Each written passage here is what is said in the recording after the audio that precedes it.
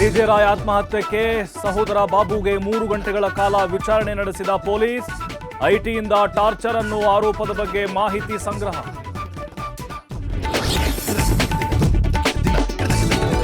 ಕೊಟ್ಟೂರಿನಲ್ಲಿ ತ್ರಿವಳಿ murder case. ತಂದೆ ತಾಯಿಯ ಕುತ್ತಿಗೆ ಕೊಯ್ದು ಹತ್ಯೆ ಮಾಡಿರುವ ಪುತ್ರ 5 ದಿನಗಳ ಹಿಂದೆಯೇ ಕೊಲೆ ಮಾಡಿ ಮನೆಯಲ್ಲೇ ದಫನ್.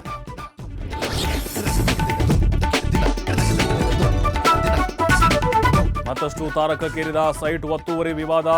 ದೇವರಾಜ್ ಹಾಕಿದ್ದ ಬೋರ್ಡ್ ಕಿತ್ತಿಸಿದ ನಟ ಯಶ್ ತಾಯಿ ಪುಷ್ಪ, ನಾನು ಇದೇ ಊರಿನ ಮಗಳು ಅಂತ ಆವಾಜ್.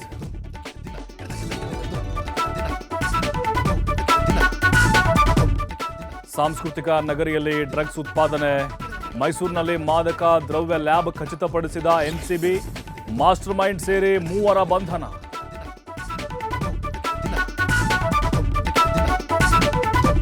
ಕುಂದಾನಗರಿಯಲ್ಲಿ ಸೈಬರ್ ಖದೀಮರ ಹಾವಳಿ.